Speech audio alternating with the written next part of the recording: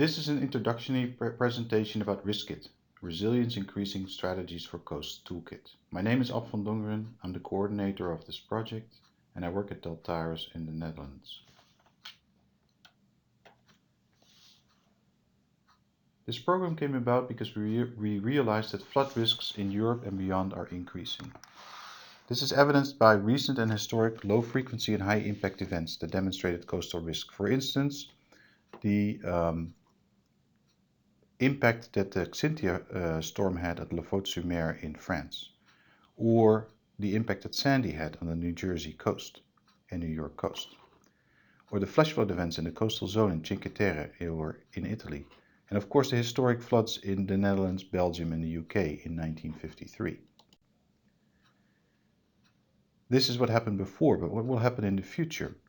We estimate that coastal zones will experience an increased risk of flooding, erosion and damage due to a combination of these increased hazards due to climate change, for instance sea level rise or increased storminess, and of course ongoing coastal development. There's simply more damage to be done for a given storm.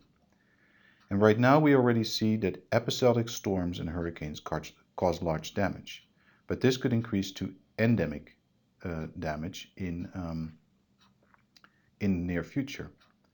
So in order to keep the coastal areas habitable and productive, we need to make large investments. So what's going on? Right now, already 10% of the world's population live in coastal areas that are at risk of flooding. And if we don't do anything, several percent of the global population will be expected to be flooded annually, depending on the rate of sea level rise. This could go up to about 5% of the global population. And this could affect up to 10% of the global gross domestic product. And we can expect that on the order of 100 million or even more people could be displaced due to land loss, due to submergence and erosion by 2100. And for Europe, the damage could be up to 17 billion euros per year at the end of the century. This IPCC, which made this latest estimate, looked at different hazards affecting Europe: flood, drought and heat. Right now we're focusing on flood, where the IPCC projected high confidence in the likelihood of increased hazards and consequences, and thus, because it is a combination, a higher increase in risk. But they also had high confidence in the effectiveness of adaptation measures. There are some obstacles. The cost of these adaptation measures could be up to 3.5 billion euros per year, which is much smaller than the expected damages that we saw in the previous slide. And then there's issues of land use and the environment. Almost all the land in Europe is already occupied and used for some purpose. And of course there are also large regional differences across Europe between member states. And what they estimated is that if you look at the top right, that the risk will increase from the present to the long term, from very low to medium high. But they also said that the risk can be reduced if we take proper measures, and those are indicated with the dashed bars. So we can reduce it back down to very low or medium risk. So what needs to happen? Coastal authorities will need to assess coastal risk in regions and develop DRR, disaster risk reduction strategies, in their coastal areas and in hotspots that matter. And then they need to implement cost-benefit effective measures. If you look at the disaster risk management cycle, you can see that if you go from the top, there'll be a disaster. After a disaster, there will be a response. On a somewhat longer time scale, there will be a recovery, and then there will be time to start making risk assessments, do flood protection and spatial planning, and implement measures in order to prepare for the next disaster. All these analyses and measures taking are costly, but they are much less costly than doing nothing and just waiting for the next storm to happen. Therefore, it's fruitful to ask yourself a couple of questions, which we did in this project. Where on the coast are these hotspots of higher risk?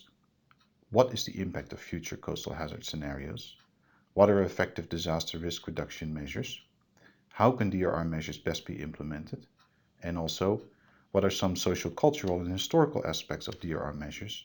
And can a generic approach be applied across Europe in data-rich and in data-starved environments? For this, we developed a toolkit of methods, tools, and management approaches to reduce risk and to increase resilience. And this fits in the EU Floods Directive and also the YOGO and now Sendai framework for action. Especially the Floods Directive is not very specific on coastal risk. It doesn't talk about hazards of overtopping, waves running over a beach and flooding an area, breaching of the coast, and erosion. It also doesn't talk about non-stationarity of the surge or morphodynamic response. And the Floods Directive talked about early warning systems and recommended them, but they have not been implemented across Europe. So what we do in this project is to develop a toolkit where we have developed a storm impact database where we record the impacts of present and also historic storms. We provide a method to identify along a coast where the future and present areas of hotspot areas of coastal risk are.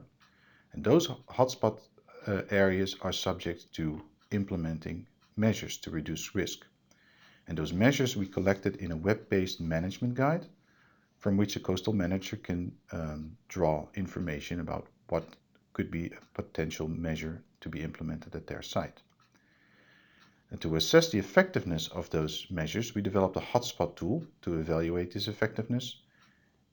And finally, we developed an MCA guide to help stakeholders discuss alternative DRR measures with end users and stakeholders.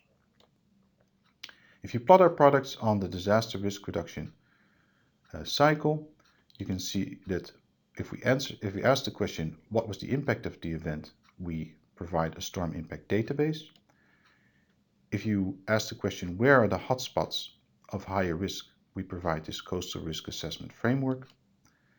If you ask the question, what are potential solutions in social dimensions, we developed a web-based management guide that collects these solutions. Then we can test the effectiveness of the solutions with the hotspot tool. We can discuss the feasibility with stakeholders in the MCA guide, and we can implement early warning systems to warn residents. We applied all these tools on 10 case study sites across Europe. These case study sites are indicated with the stars on the map, and they comprise of 2 case study sites in the Baltic, pretty low-lying area. One is sandy coast, and in Kiel a fjord. On the North Sea we have an urbanized industrial site at Zeebrugge in Belgium, and a marsh area in North Norfolk. We have the Lafaux-sur-Mer estuarine conditions, which was also subject to the Xynthia storm. We have a barrier island in Ria Formosa in Portugal. In the Mediterranean, we have the Tordera Delta, subject to coastal hazards, but also to flash floods. The same goes for the Bocca di Magra case study site in Italy, a more low-lying sandy area in Porto Garibaldi, and finally a coastal town in Bulgaria. We execute this project with 17 partners of different backgrounds, and for each case study site we have a local end user attached. So to go into a little bit more detail about the different products that we developed, we have the storm impact database, which records the impacts of storms. We did that for all our case study sites and even beyond, which you can see here for the case of Italy. We collected dozens of events, not only physical data, also economic data and pictures of the impact itself. And this is available on the web link given below. The second tool is the Coastal Risk Assessment Framework, where in 2 stages we start to identify the hotspots of increased risk. In CRAF 1, Phase 1 tool, we identify potential hotspots using simple empirical rules. So that isolates areas of potential high risk. And then with the second tool, we develop more we investigate more deeply which are the actual hotspots, and we use that using more advanced tools. and the results are stored in a web viewer. The potential solutions we collected in a web-based management guide, which is available on the internet through our website. It not only collects certain technical measures, but also people's and stories. So we have evidence from interviews from local residents about how they view a certain measure. The fourth tool is the hotspot tool, where we can start to evaluate the effectiveness of measures using in two ways. We can do that ex ante, well before the storm. We can evaluate this effectiveness using a set of high-resolution numerical models. We can use the same numerical models in real time as part of an early warning system. We do that based on the flood early warning system that is developed by Deltares, but now we expanded that to seas and coasts. And the results we're storing in a Bayesian net, which means that we can restore all the results and there is no need to rerun models in the event of a storm, because running models is computationally very expensive. If you look at the ex-ante hotspot tool, what we did is we ran hundreds of combinations for a given coast, combinations of different hydrometeo forcing, storm characteristics like water level and wave height, different geomorphic settings, different land uses, different DRR measures, and different impacts. And like I said before, we collect those results in the Bayesian network, which is a really quick and easy way to interact with end users about what the effect of potential measures are. An example is given here for the Praia de Faro case in Portugal. On the left we have different hydrometeo forcing, different water levels, wave heights, peak periods and storm durations. On the right we have different locations along the coast, and in the middle we have the response, different overwash depths, different overwash flow velocities and erosions at buildings. And what you see here are the histograms or the results for all the cases that we ran, which could be mild and it could be high intensity storm cases. And what you see here, for instance, is that there is a large probability of low overwash depth at buildings for all the case study sites for all the conditions that we ran. Now what you can do is you can focus on a certain condition. If you have information about an impending storm, you can constrain this data set and say, okay, I'm going to look only at a certain water level, a certain wave height, a certain peak period, and a certain storm duration. And I'm only interested in a particular location.